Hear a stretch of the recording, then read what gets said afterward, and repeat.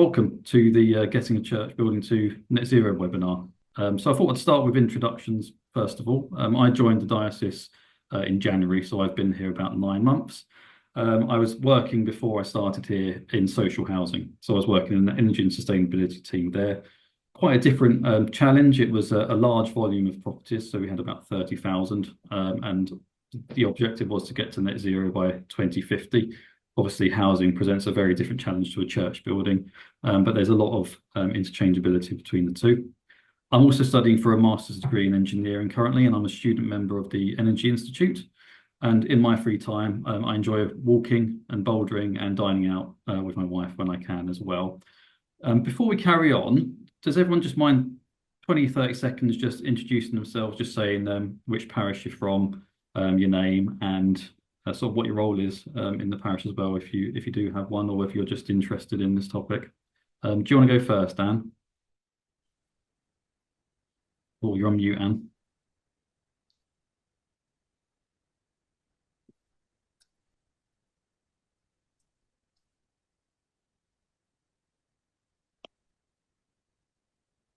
Hello? Yes, I can hear you now. Okay, I need to have a church warden, Bretnam. Leslie? Oh, I'm Leslie Guilfoyle, church warden, Holy Trinity in Bungay. Brilliant. Judith? I'm church warden in Old Felixstowe. Nicola?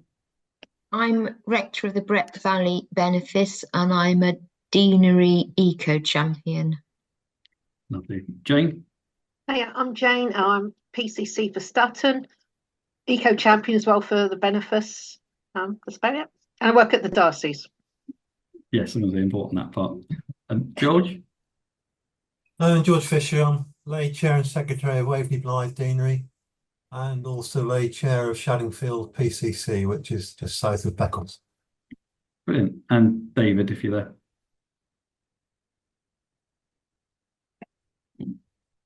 You're on mute, David, if you are speaking.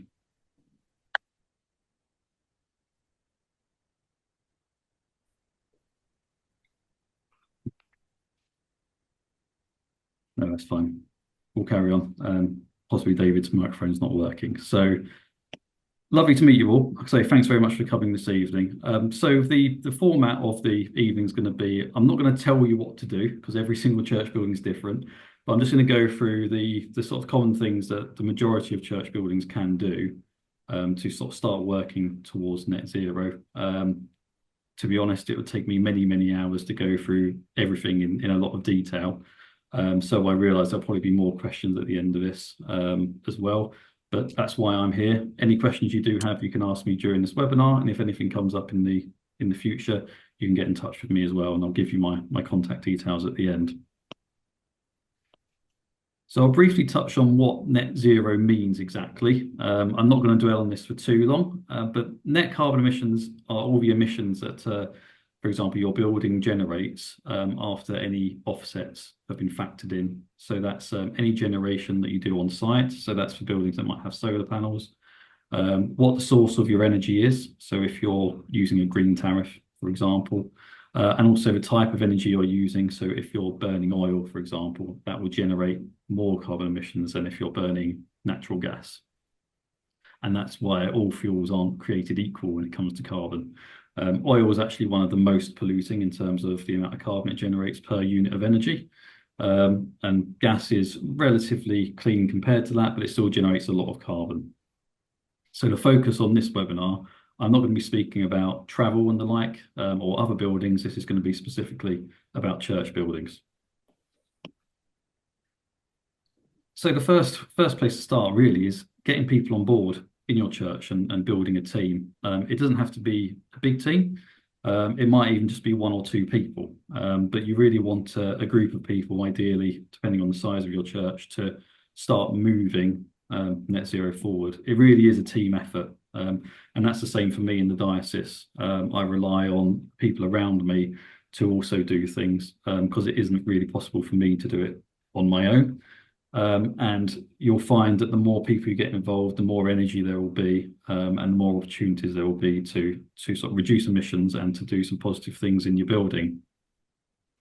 which means you could consider nominating someone who's particularly passionate about it, and who's quite knowledgeable, possibly who wants to develop their knowledge, and they can be a champion, and they can be the person who potentially, brings the details of what's happening to your PCC meeting, for example, and also who speaks to people, not just in your congregation, but perhaps out in the community as well, to try and drive up support for what you're trying to achieve in your church.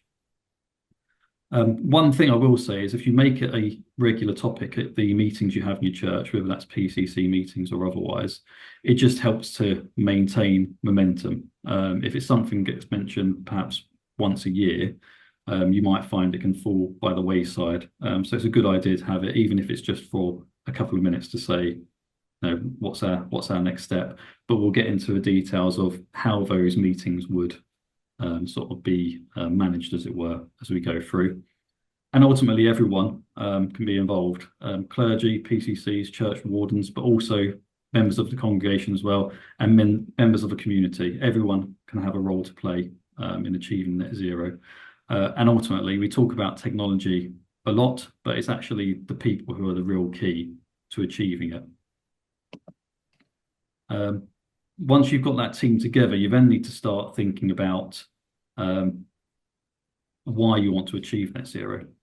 So you need to think about what your end goal is, for example. So, we want to achieve net zero, but why? What's the reason for achieving it? And I've given some examples here of what I've heard when I've been out in the diocese. So some will say it's to care for God's creation. Some will say it's to safeguard the less fortunate than ourselves, who are more impacted by changes in the climate. Some people, it's reducing energy bills. All of these are legitimate reasons. They range from the practical to the philosophical. But the key thing is that, all of these reasons are legitimate, and it's going to be different reasoning wherever you go. So one church will be doing it for example, safeguarding their building and making it sustainable for the future, and making it a more warm, inviting place to encourage more people in. But that's still a legitimate reason for doing it. And it's one of the benefits of trying to achieve net zero, is we can try and make our buildings more sustainable and more inviting. And so ultimately, every church's journey is going to be led by their own reasoning and their own beliefs. So don't feel you have to do it for any particular reason. The important thing is what's going to be important reasoning for your own church.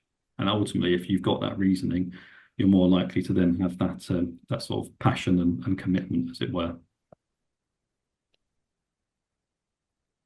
And then the next thing to do is to understand where you're starting from. So if you're going to start cutting your carbon, you need to understand, what are your carbon emissions right now? What is your energy use?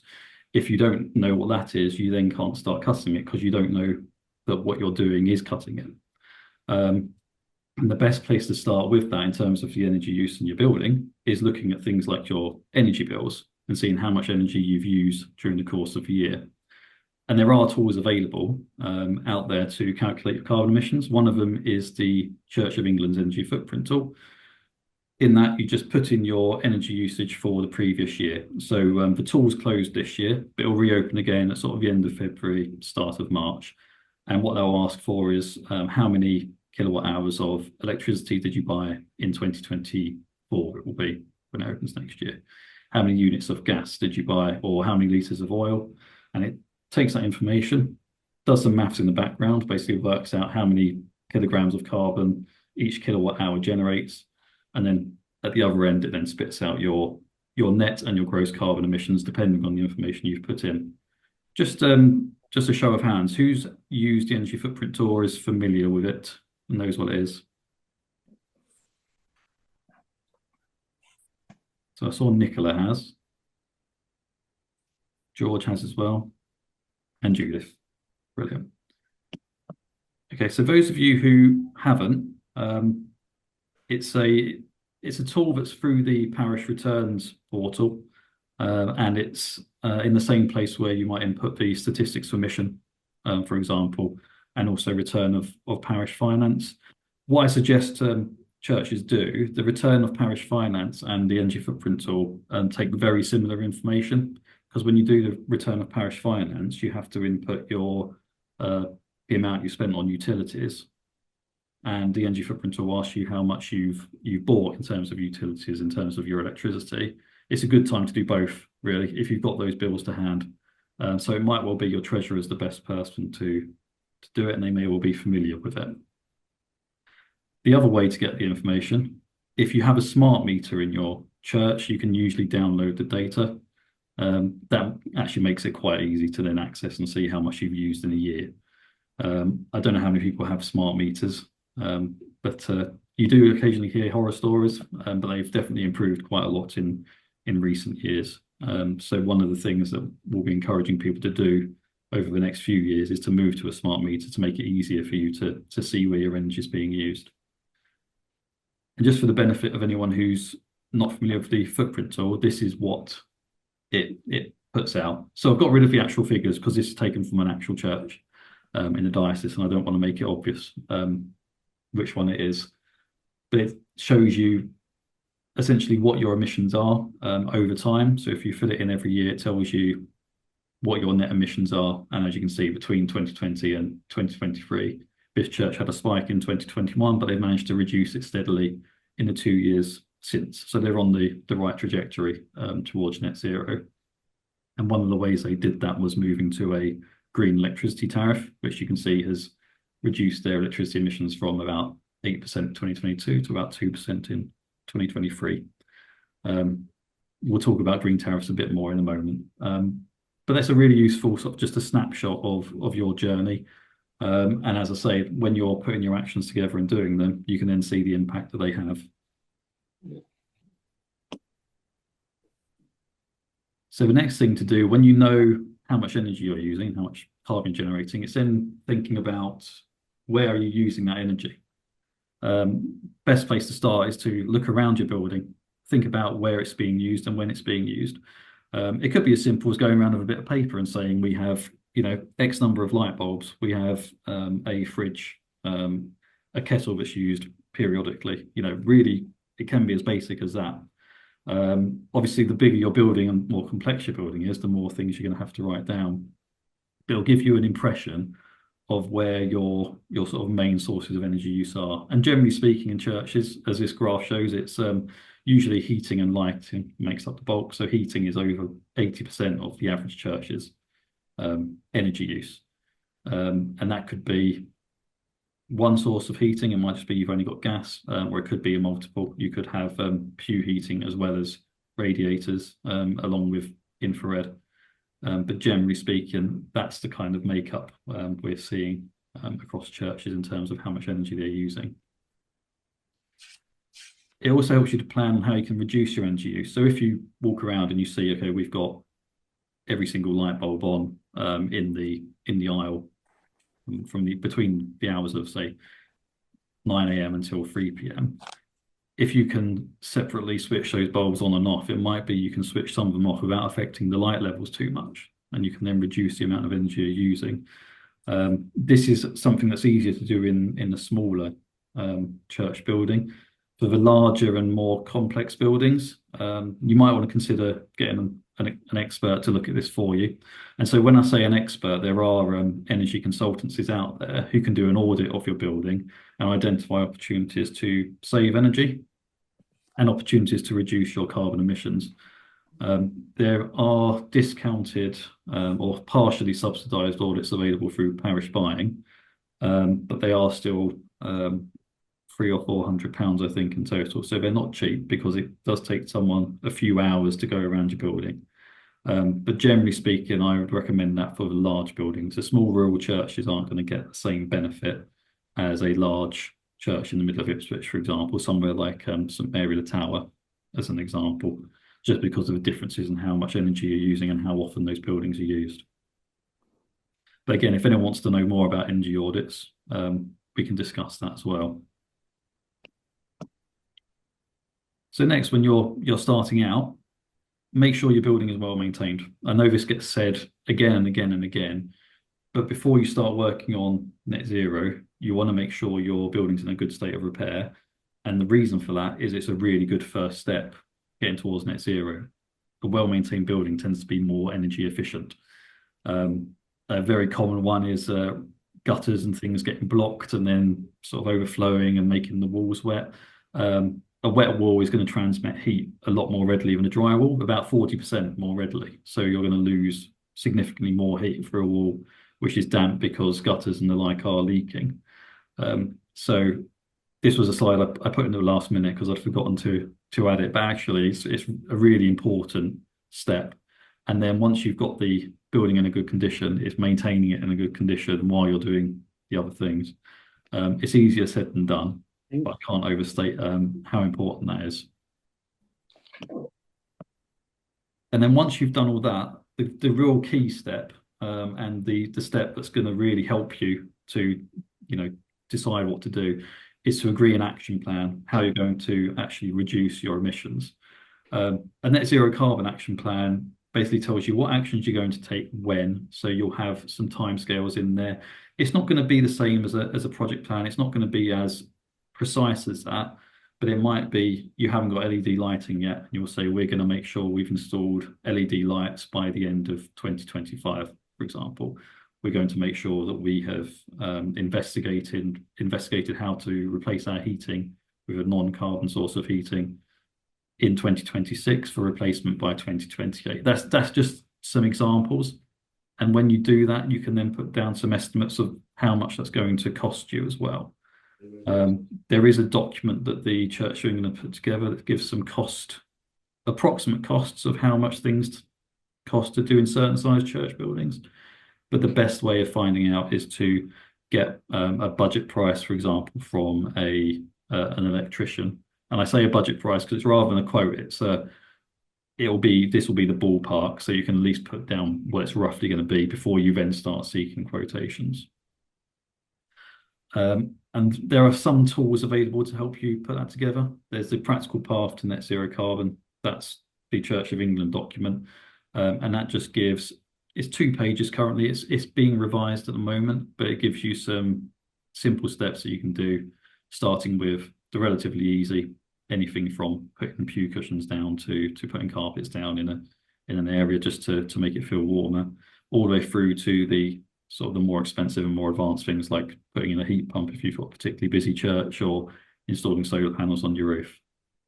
There's also the Climate Emergency Toolkit that can help churches to think about the wider picture, not just about the building, but about addressing the climate crisis in general, and the kind of steps they can take. That's actually a really, really good resource. And there are a variety of webinars as well the Church of England put together. And then there's me as well. So I'm here to help all of you. So I've been talking for a little while now. So I thought I'd just briefly pause and just ask for everyone's thoughts so far, if that's okay. So I'm just going to end the slideshow for now and stop sharing. And then I will, yes, hand over. So yeah, just initial thoughts if anyone has any. I think out at Shaddenfield, the main component of our energy charges are the standing charges. The actual energy use is negligible. Yeah. You're not the first person who's told me that. And just out of curiosity, who is your energy provider? I couldn't say because our treasurer keeps changing to get the best deal. I'm not sure where we are now. No, the reason I asked is I've had 2 approach me very recently who are with Total Energies, and their standing charges are £7 a day. It's astronomical. I could not believe it when I saw it. So I'm currently working very hard to try and get them out of that and into something which is a lot more reasonable. So yes, completely, George. It's often a challenge, and because churches are classed as businesses, you don't have the same protections that obviously people in the domestic sector have, which also makes it a challenge. And unfortunately, you can get situations like this where, in my opinion, churches are being massively overcharged. So it's then working to get them out of that and into a deal which is far more manageable. Unfortunately, I don't have a magic bullet. I'm quite interested in the idea of solar panels. However, sort of having experienced the reordering, is that something that would have to go on as a reordering if we wanted solar panels on the top of the church? So I'll be talking about solar panels actually at the end of this webinar, and sort of going through some of the things to think about in terms of doing it as a reordering. Not necessarily. Obviously, it's still going to be a full faculty application. There's going to be a lot of consultations needed with people like Historic England, potentially the local planning authority. So it's still going to be quite a lot of work, but it doesn't necessarily have to be part of a reordering. But I'll go into more detail rather than sort of skipping ahead. I'll sort of go through your things you want to consider when you're looking at them, really. But a lot of people are interested in them at the moment. Yeah, well, considering the size of the roof, we could generate quite a bit and obviously store that power, which will be very, very helpful for the church. Yeah. So yes, it's not just you, Leslie. So it doesn't necessarily have to be part of a reordering, but we'll go through the things that you do need to think about at the end. Okay, good.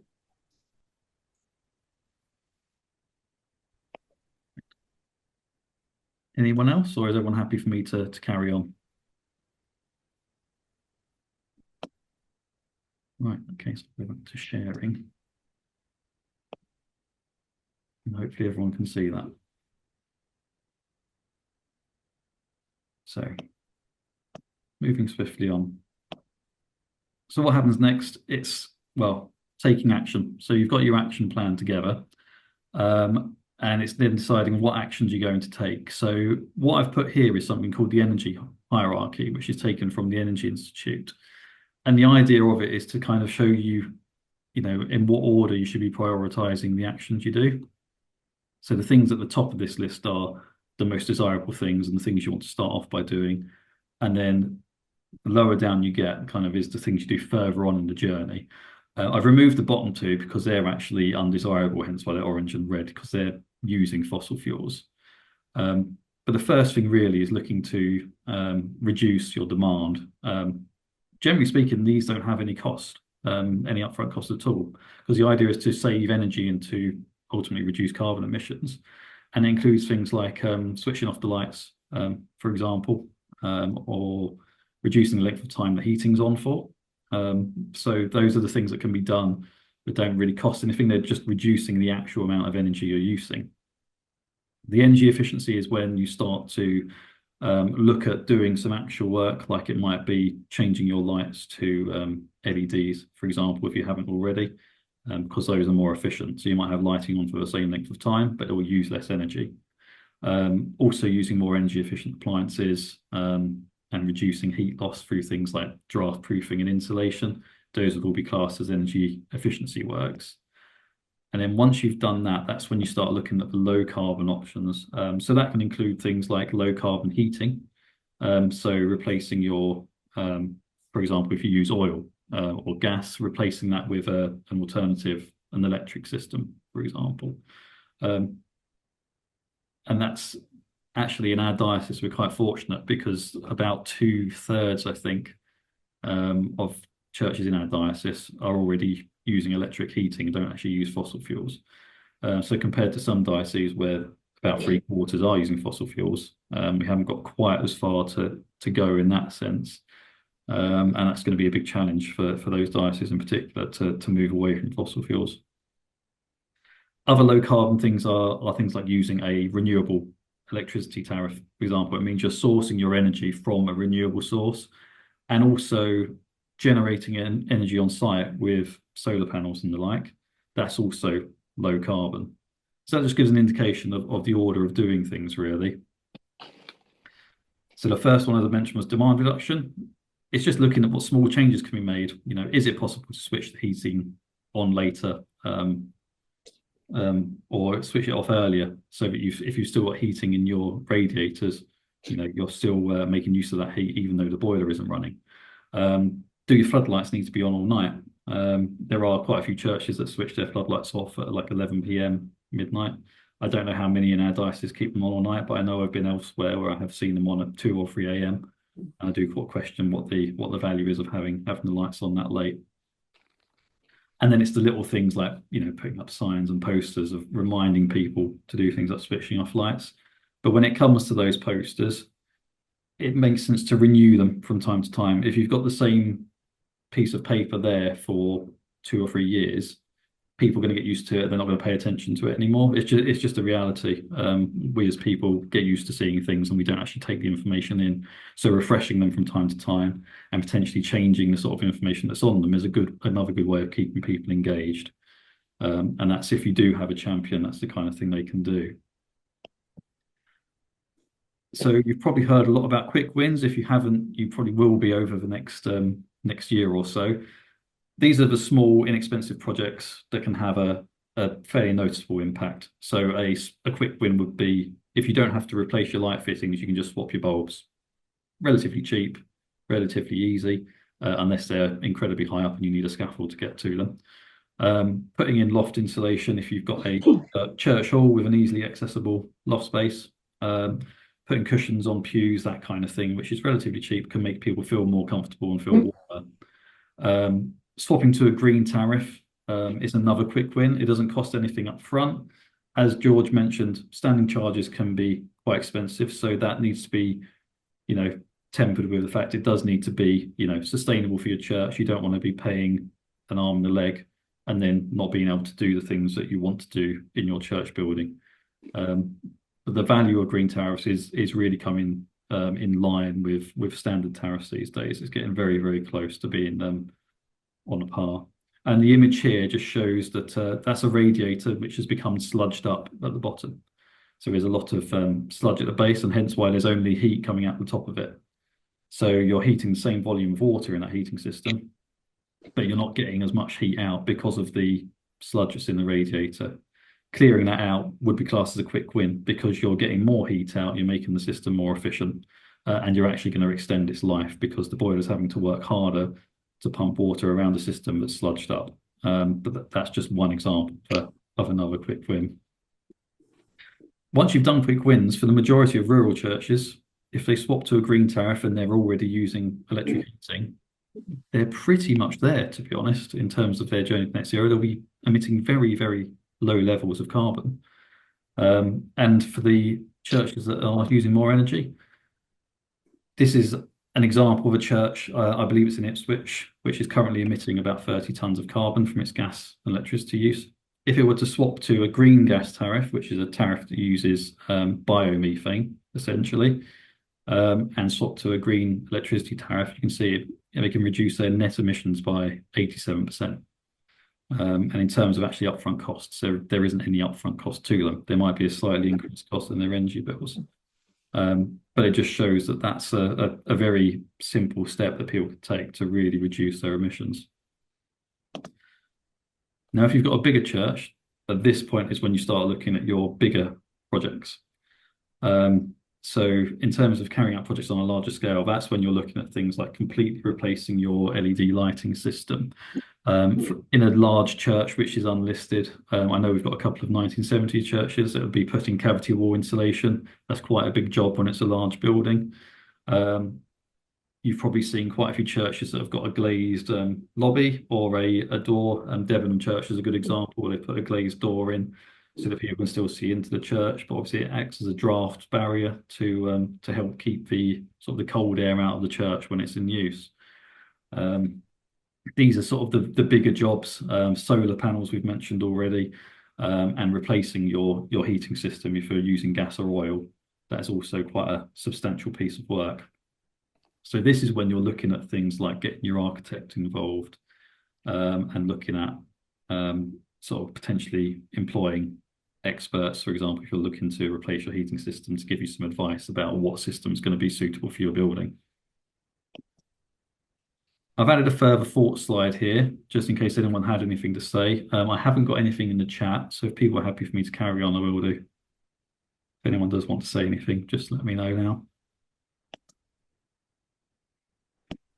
We'll carry on in case. So the thing I want to... Sorry, James. Oh yeah, sure, Jane. No, of course. The green tariffs, are you talking about them later or not? I can go into more detail on them at the end. Yes, yeah, Because from what we had an eco event on, and the man presenting was saying basically that green tariffs weren't necessarily as green as you think they were, because the energy all gets put into one thing, and it was all getting very confusing. And yes, yeah. No, it's a very good point. And at the moment, so there is a consultation going on. The Church of England are doing one, and I'm involved in the national consultation as well. So a consultant called Turner and Townsend have been brought in to fully define what a true green tariff is. And the reason for that is to avoid any sort of allegations of greenwashing, to make sure that we are, sourcing energy that if we say it's green, it is green. They're providing us with, electricity that is from a renewable source. We're not burning fossil fuels, but are then being offset through other measures which might be questionable.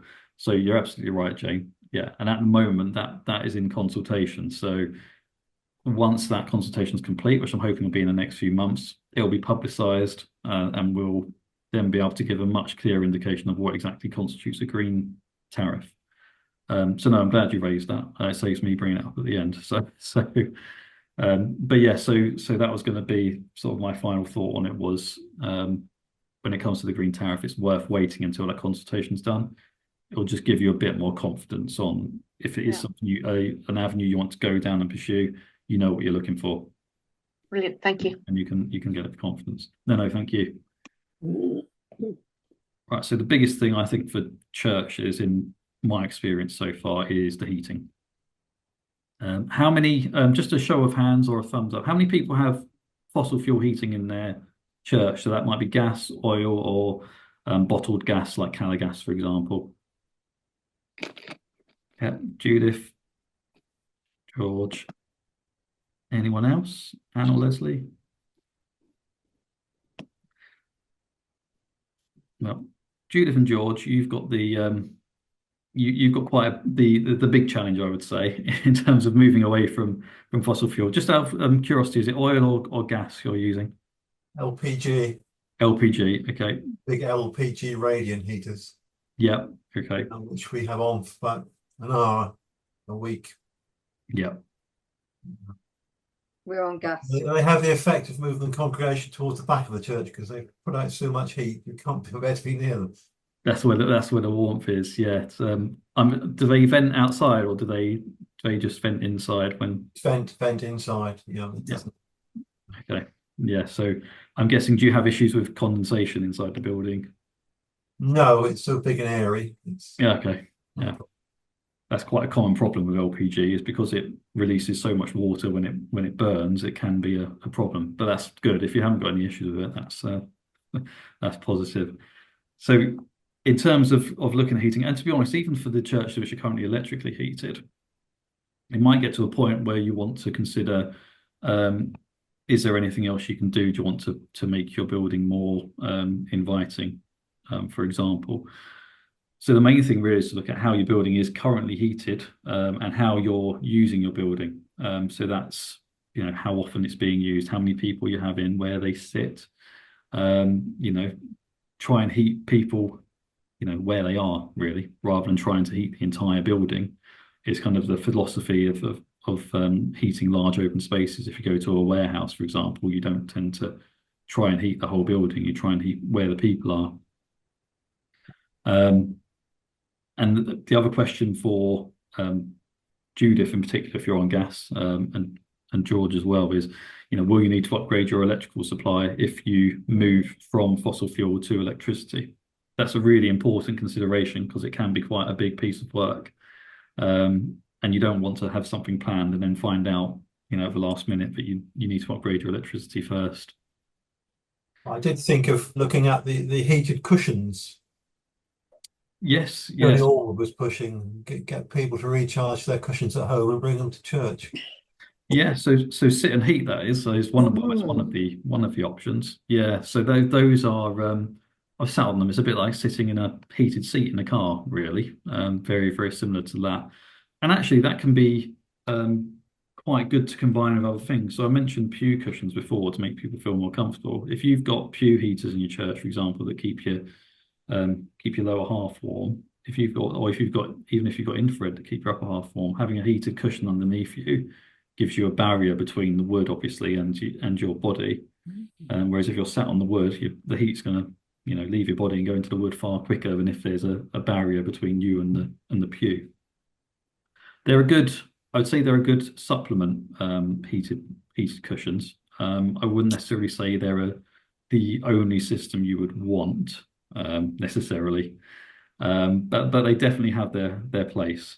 Another question I often ask churches is your current system effective? Is it doing what you want it to do? Because there's quite a few churches who I've been to that will have, say, an oil system or a gas system, and they might not be sure of what they want to do. But if I ask them, how is it? I'll say it's freezing in here.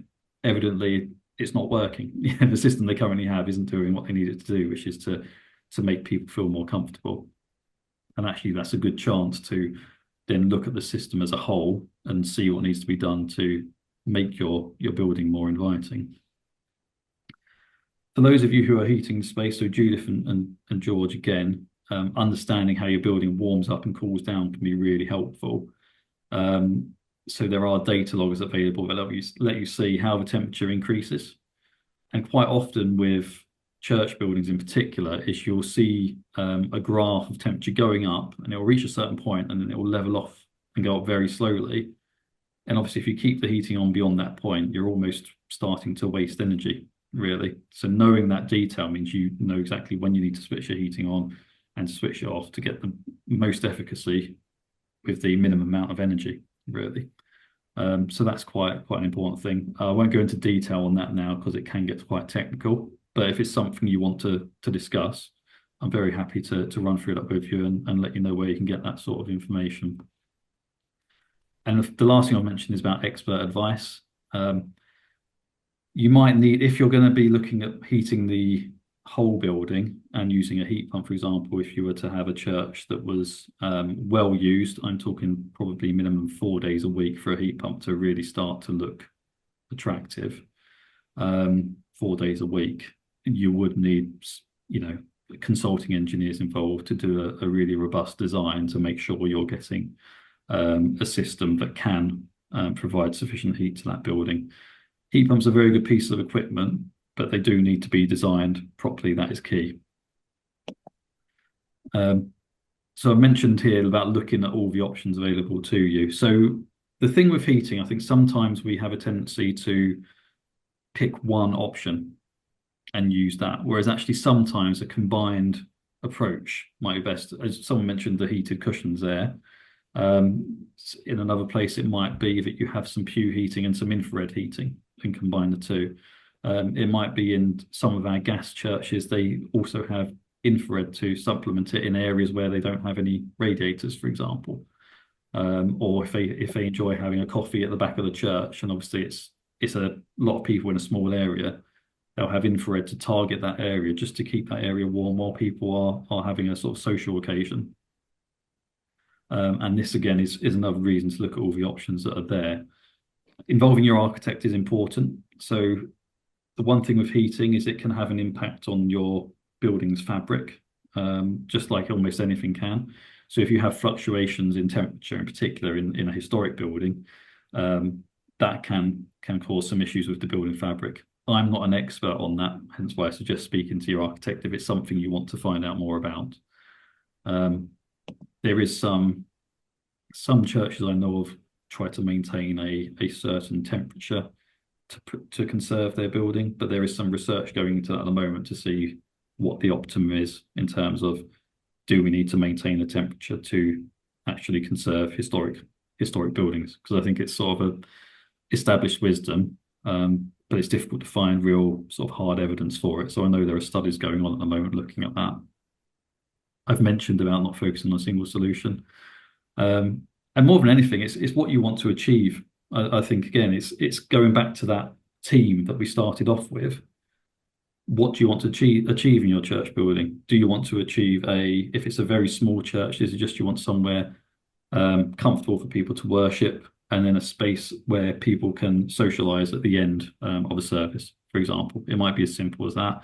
It might be that you have a toddler group and you want to understand how you can keep them warm and make sure that you keep having them coming back. So it really is unique depending on your church's situation, and each of those scenarios is going to have a different sort of heating need.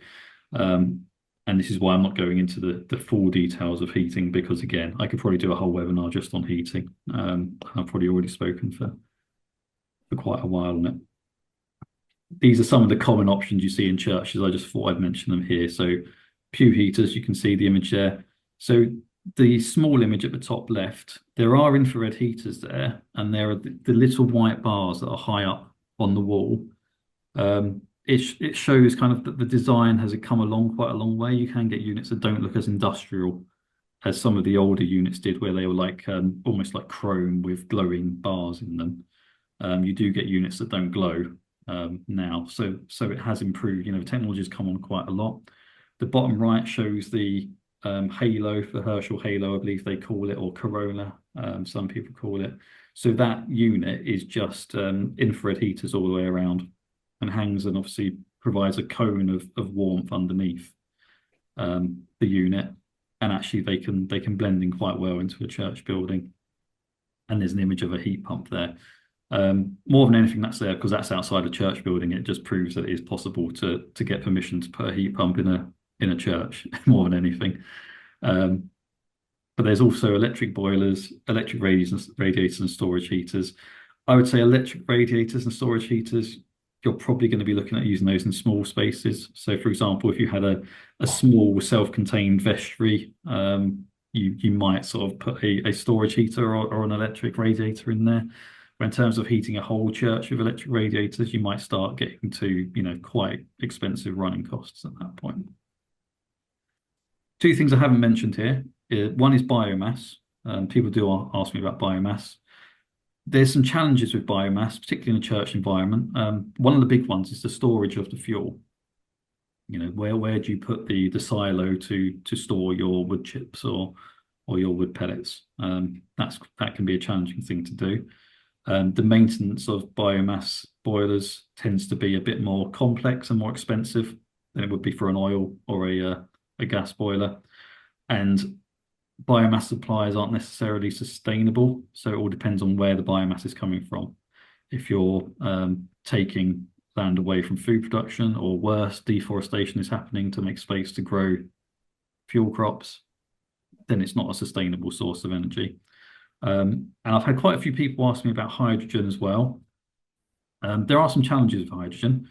In the long run, it could become a useful energy store, but I can't see it happening anytime soon. And the reason being that it makes metal brittle, so that's in appliances and in pipework. So if you've got metals in your boiler, for example, they're going to become brittle and break. So obviously boilers and things would have to be designed in a certain way. Modern boilers now tend to be designed to deal with that, but again, the older appliances won't cope with it. Neither will the old gas network pipework, hence why you see it being replaced with plastic. And there's also the issue of gas tightness and the fact that hydrogen has a lower energy density than methane, which means that actually you won't get as much heat output from a hydrogen boiler as you would a methane boiler, which in a church building could be a challenge. So it's sort of reliant on improving insulation in buildings, actually, hydrogen, which a lot of people don't realise. And this is why I say people don't bank on it when it comes to your church building, because it might not be suitable even if it does happen. So the third thing I do want to sort of just spend a bit of time on this, and I think this is really important, is start planning for the future now. And particularly you, Judith, with the gas boiler, because you don't want to be looking at it when the boiler breaks down. You want to be almost prepared for when that day comes about, because the planning, well, making the choice on what system you want to use, planning, you know, in terms of the design and things like that, that does take quite a long time. Also applying for faculty and any other permissions you might need, raising the funds. There's quite a lot of work, obviously, in putting in a new heating system. And with any fossil fuel system now, the assumption should be don't don't believe you're going to be able to get a like for like swap because it's being discouraged across the board, really. So not just DAC, but just Church of England, I suppose, in general, doesn't want oil boilers to go in for oil boilers and don't want gas boilers going for gas boilers. So really start planning now, considering how you're going to replace it. Think about if the boiler does break down, how you're going to manage heat. There are lots of options for temporary heating solutions, things like freestanding infrared heaters, for example. So consider how you're going to deal with that in the short term. And you can hire boilers, just so that people realise they can be quite expensive. But as a last resort, it might be you'd hire a boiler to get you through a winter that you then replace in the summer. And the other thing as well is think about what professional support you need to do that. So yeah, forward planning when it comes to your heating is vital, really, because you don't want your heating to break down in November and then be left in the cold for the next 3 or 4 months. And this is just a little bit about where to go for advice. It does depend on what you're looking to install. So a heat pump install is going to need far more advice from consulting engineers and designers than an infrared system. Quite often an infrared system manufacturer will be able to go out and do a survey of the site, usually for free, and work out how many units are needed to cover all of the areas you want covered. And the advantage with things like infrared and under pew is that the installation tends to be just an electrician. So the manufacturer will have done the design and then the electrician will do the install. So it actually reduces those costs for installing. The running costs can be lower as well for something like infrared compared to even the gas system. If it's designed properly and you only use it where you need it, you're very much targeting your heating rather than trying to heat the whole building. So it does have the potential to reduce how much your heating costs are, which is another advantage to sort of heating people rather than space. I'm here to give up some information to you about available options as well. I regularly go out to parishes and speak to them about what's out there. I'm not a building services engineer as much as I'm doing a master's degree in engineering. I'm not a member of CIBSE, so I don't sort of do actual heating system designs, but I can tell you about the principles of how they work and what's out there, and at least give you a starting point of what you can look at. And there are other online resources as well I've done there. And finally, consult with your DAC early on in your project planning. I've put this on heating because it's particularly important, but that goes for anything where you need a faculty. I would say speak with the DAC early. So I've included here just a few suppliers. I'm not gonna go through this, but this is just an example of some suppliers and installers of various different types of technology. I'm currently putting together a sort of a more comprehensive list of the suppliers that are out there, and also sort of heating engineers and the like, and consulting engineers. None of these are recommendations. I'm always very clear on that. But the most common question I get asked when people are looking at projects and I'm speaking to them about it is, who can we get in to do it? So what I would really like is to have a very comprehensive list of ideally contractors and suppliers who've got experience of working in churches. All of these have got a level of experience in churches, some more than others. I would say the bottom 3 have got more church experience than the top 2.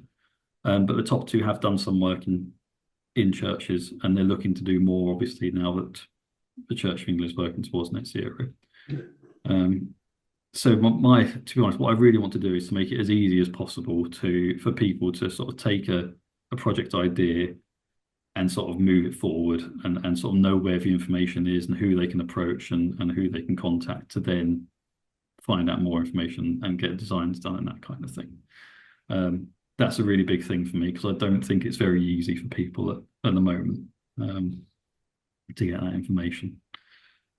Right, so we've touched on energy efficiency, we've talked about heating. So I know the thing that quite a few people are interested in is renewable energy generation on site, and about solar panels. So generally speaking, you want to make sure your building is well maintained. You want to cut out your energy waste, and improve your energy efficiency. The reason for that is you want to understand what your building's energy use is, electricity use in particular, after you've done that, before you install your renewable energy generation. And the reason for that is you'll then have a final understanding of how much you're likely to consume yourself and how much you're likely to export back to the grid, for example. And you can make a real sort of informed judgment on whether solar is right for your building. In terms of the energy generation of solar panels, as I've mentioned there, the peak is during the day, and it's in the summer as well. If you've got electric heating, that means you're not generating peak energy at a time when you have peak demand. So there is a discrepancy there with solar. Doesn't mean it's not worthwhile, but it just means don't expect it to power your heating. There is a chance it won't generate enough to be able to do that. Contribute, yes, but in terms of actually fully powering it, it's less likely. And again, as I said before, it's better to use what you're generating than export it. And I'll come on to that in a moment, actually. But this shows the kind of profile of the energy output from this is a 10 kilowatt peak system, south-facing in Stowmarket, with no shading, that's roof mounted. So you can see it generates about 10,000 kilowatt hours every year. But about 2/3 of that is generated between April and September. So in that period, if you're not using a great deal of electricity, that means virtually all of that's going to go to the electricity grid. The one time where there's an alternative to that is if you have, not many churches have this luxury, unfortunately, but I've been to a couple that do. If you also have a church hall or another church building very close to the church, you can then also use that energy to feed that building. So not just the church building, but also your church hall or other building if it's close enough.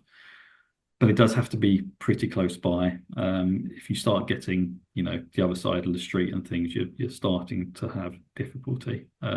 If it's just the opposite end of the churchyard, for example, you might be able to make use of it. But this usage profile is why sometimes it's not always as obvious just to explain it. I thought it's better to show it. When we really want that energy is generally in the winter months, and that's when we're sort of generating less. And that's why understanding what your demand is during the course of a year is quite important to understand its viability. And then that comes to whether the building is suitable. So you want your roof to be in a good condition and to have as much life as the solar panels are going to have. A minimum of 30 years. Solar panels can last longer than that. Solar panels these days, after 25 years, will still be generating about 80% of what they were generating when they were new. So every single year they deteriorate slightly just because of the materials they're made of, and obviously they're exposed to UV radiation. But they will still be effective at generating energy for a long time after that 25-year period. Can your roof take the additional weight? So you're adding probably 10 to 20 kilograms per square meter that gets installed. So if you've got a system that's just 10 square meters, which is quite small actually, you're adding 200 kilograms to your roof. So you need to make sure that it can take that sort of additional mass. Do you have any shading? I've mentioned there. So trees are obviously quite common in churchyards. If you've got a tree that's really shading your south roof, solar might be less viable, particularly if it's a significant amount of shading, because it can have a very big impact on the amount you generate. You need to think about the internal works as well, where your inverter is going to go inside the church building, where you're going to run all your cabling. If you're looking at battery storage, you need to think about where that's going to go. You also need to think about the insurance side of that. So I think insurers are becoming less nervous about batteries, but they might have some stipulations about where you can put them. I know you might even need to put an enclosure outside, possibly, in some cases. So dealing with your insurer is very important from an early stage when it comes to solar panels. Also, the fire department, it's useful to let them know, because if there is a fire at church, they need to know if there is solar panels on the roof, where they are, and if you have a battery system, where that is, in case that is the source of the fire, and also to prevent the fire spreading to it in particular. This is a another thing with solar panels is the impact on the heritage value. Generally speaking, I've put a link there to a historic England advice note. What they have said is if solar panels are not visible, they will usually be acceptable. If they're visible on a principal roof slope, they will generally not be acceptable, is what they say. But they haven't 100% ruled anything in or out, is the one thing I took away from that. So what I would say is if solar panels is something you're looking at, then each application will be judged on its merit. And I think the key is if you can't see it, it's very likely. If you can see it slightly, then it's just demonstrating that the benefit outweighs any kind of negative impact. So somewhere like King's College in Cambridge, where I think you can see it from certain angles, they obviously were able to convince people that the benefit to doing what they did far outweighed any negative impacts, and they've managed to get that put on their roof. I'm sensing that it's becoming more accepted, and I think over the next few years we'll see quite a few more of these installations going on.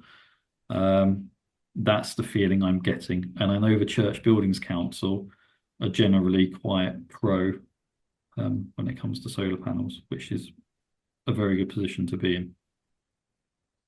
But that's very subjective, that particular one. So, but I know if I'm involved, I'll always be lobbying for the positives of them. And I mentioned exporting energy. You can get quite good income. It's not as good as it used to be. So you used to get something called the feed-in tariff, where you got money based upon how much you generated. So it wasn't even necessarily how much you exported to the grid, it was how much you were generating. That doesn't exist anymore. So you have the smart export guarantee. The downside to the smart export guarantee is there's no guaranteed fixed price. You might get a 12-month contract where you have a set price for 12 months, but it does fluctuate. So export prices at the moment can be quite good. So I've said they're 29p a kilowatt hour. If that was permanent, that would be an amazing sort of amount of money for any EU export. Unfortunately, it fluctuates. When I looked, I think, was it last year? I think it was down at 12p a kilowatt hour. So it really does depend, really. It makes it very difficult to predict. So what I would say is don't bank on the export income, because no one can say what that's going to be in the long term. Think of that as an added bonus rather than as the main reason to put solar panels on the roof, I would say. And actually, once you've done renewable energy generation, we do have one church in this diocese that's done that, and they're on the green tariff, and they're net carbon negative because they don't use any fossil fuel. So they're all electric. They use a green electric tariff, and they have solar panels. So they're net carbon negative. So it sort of demonstrates that it is possible to achieve that, really. I realise I've kind of scratched the surface there. I would like to do another webinar where I go into each element in more detail, where I talk about energy efficiency in more detail, where I talk about heating in more detail, and where I talk about renewable energy in more detail. But I thought as a starter, to show that it's possible to do, I thought it'd be a good idea just to touch on each element, because we talk about it a lot, but we don't necessarily give people the information to sort of understand. And that's it, actually.